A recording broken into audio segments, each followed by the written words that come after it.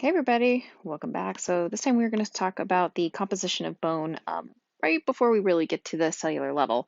There's some pretty good structural stuff we should go over.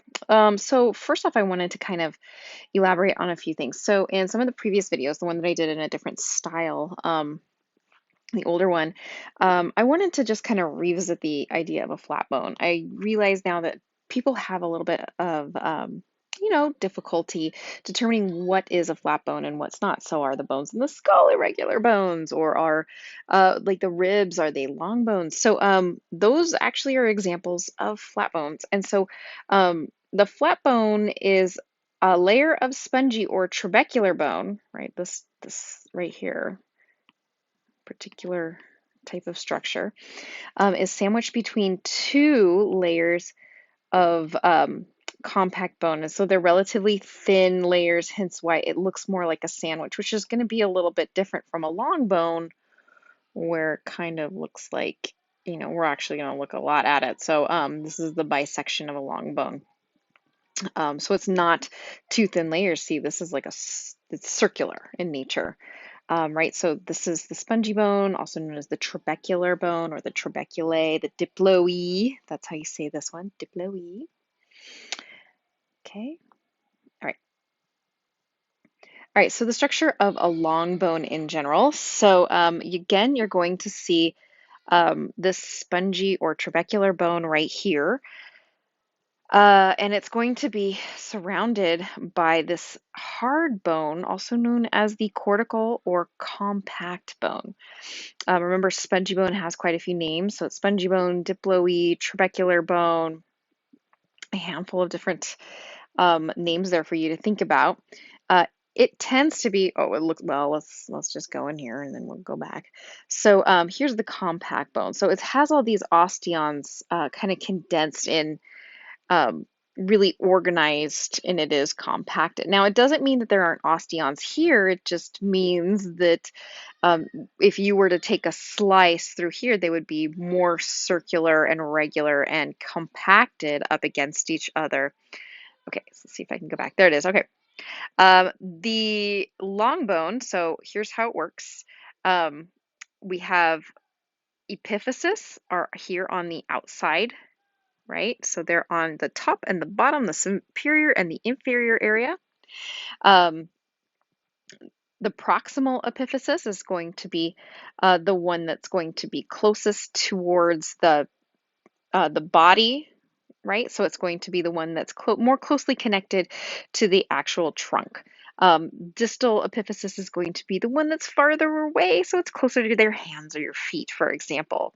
Um, in that, we also have, and not in everyone, but in younger folks, we have what we call an epiphyseal line. So the epiphysis is actually fused to the diaphysis, and that is this middle portion right here. This is your diaphysis. Um, of the bone as you grow. And that's actually, we're going to talk about that later. So that's how you can have, a teeny tiny little 2-year-old legs grow into, larger, like 12-year-old legs. And then finally, someone at the age of 20 is their final um, length of bone. And so what happens is these epiphyses are not joined, and then they start joining, and then they officially join. And so what's going to happen is you'll have cartilage here. Now we'll get that more closely in later videos. And then interestingly enough, this epiphyseal line disappears even with more advancing age. So you wouldn't see it in someone who is, say, elderly as much as you would see it in someone who's like, say, 18 or just newly closed your epiphyses. So that's that. Articular cartilage is what we're talking about out here. This is the part of the bone that has a covering of cartilage. That cartilaginous surface is one of a few places in the joint proper, which we would have here. This would be like where we have the capsules of the joint, for example, um, that prevent too much friction, right, on these surfaces. It also is going to be the side that's going to be close to um, more of the joint fluid, also known as synovial fluid, all of that good stuff, so that when we have motion between these two joints, they can slip and slide, not loosely, but snugly, we hope. against each other without causing any damage. And so in the event that we do have, whoop, clear those pen markings right up. Okay. In the event that we do have a wearing and tearing of the cartilage, often due to conditions such as arthritis, right? It actually has the other bone just grinds right on it, can actually fuse during that inflammation and healing process. So that articular cartilage basically buys us time because the more you move, the more likely it is that you're wearing and tearing up those particular structures. All right, let's see here. We talked about this, epiphysis and spongy bone and the line. Oh, let's talk about periosteum. Okay, so the periosteum is kind of interesting. It's funny that they labeled it there, and then you want to see it here. So if like the bone actually, you can peel off a skin-ish layer, like it feels like a layer of skin on top of the bone, and this membrane is what we call the periosteum, right? Because it's not exactly part of the os or osteum or bone, right? It's the outside of it a bit, and it's supportive. Here are, I don't know if you can see these that closely, but there's the little Sharpies fibers. Basically, what happens when you peel that bone or you peel the periosteum back off of the bone, those will peel right off. If you have, say, a broken bone, right, one of the things that they'll try to do is actually kind of smooth your periosteum back over because it is a supportive type tissue to the extent outside cortical compact part of the bone. Okay. Right, it's a lovely layer. We talked a little bit about compact bone. We're going to look at that in a great level of detail because we are going to talk about this osteon, right, which is going to be the primary, like, little structure that all come together to make that bigger structure of compact bone and actually also a trabecular bone. Medullary, think middle, right? Medullary cavity. So the medullary cavity is, as you can see, a cavity. It is an open space. It is lined also with another one of those membranes. This one is the endoosteum because it's like inside the os, which is the bone. So think of it that way. That might be helpful. The medullary cavity is where we house the marrow, right? So you can see, or well, I mean, we have red marrow up in here. I should mention that trabecular bone is serves as the scaffold that holds red marrow. And we'll look at that a little more later. But right here, we have like that fatty yellow marrow right at the core. We also have lots and lots of blood vessels coming in to the bone, running through the medullary cavity because it's like easy to kind of distribute from there. Also nerves as well. So bone is highly vascularized tissue. Even though we think of it as just being kind of a big rock, it is, it has lots of vascularization, which is why it's able to repair itself faster than say like ligaments, tendons. Those are not as vascularized and well, I guess taken care of by the connective tissue, even though they technically are connective tissue. Okay, so let's see. We looked at the diaphysis and all the business in there, where you find like the medullary cavity and the yellow marrow, and the blood vessels are going there, and it's a cavity, so it's an open space. And we looked at the epiphyses and distal, right? And there's also again going to be that articular culture. Sorry, cartilage. There it is. Right here as well. Oh, see, I drew it in like an arthritic condition. So like really what it might look like is in like a younger, healthier bone. It might be like, it's right on here. And then let's say we have a little bit of space. And then here's this, and then maybe not that much space, and then the capsule, and then the fluid in there, the joint.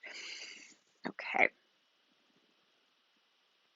All right, so here's a little bit, we looked at this already, and let's go ahead and start talking about this is the structure of a long bone, kind of like a cake slice cut out of an area that was pretty dense with trabecular or spongy bone, also known as diploe, right in here. And as you can see, and we'll look at the names of these particular tubes where we can travel blood vessels. Oops, pop back here, because you'll see here this is a representing an artery, but there would also be like a vein, and like also a nerve can go right through in there and travel around to all of the cells, like sensing what they might need, turning on and off different types of functions.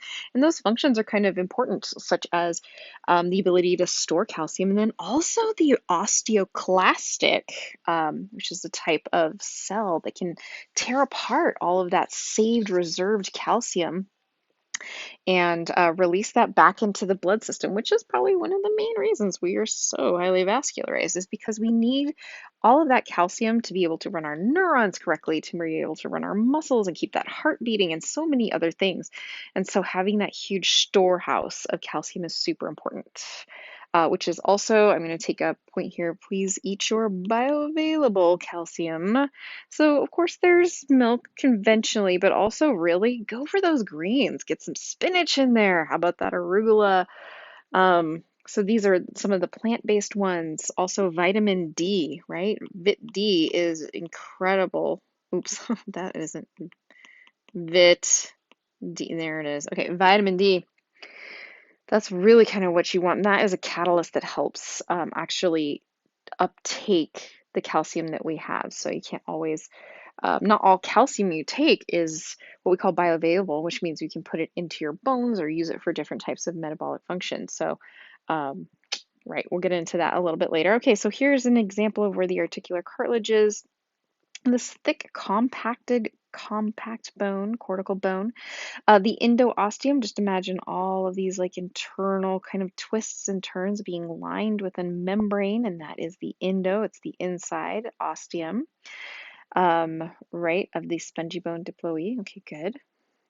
All right, here's another cutaway. You can see here now we're starting to see more of the what we call osteon proper.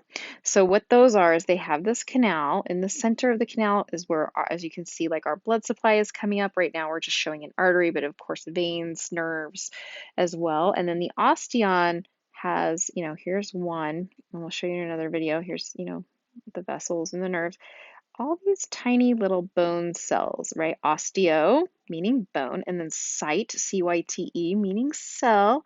And they live here and they make little caverns for themselves out of all of those hydroxyapatites and minerals, and especially calcium as well.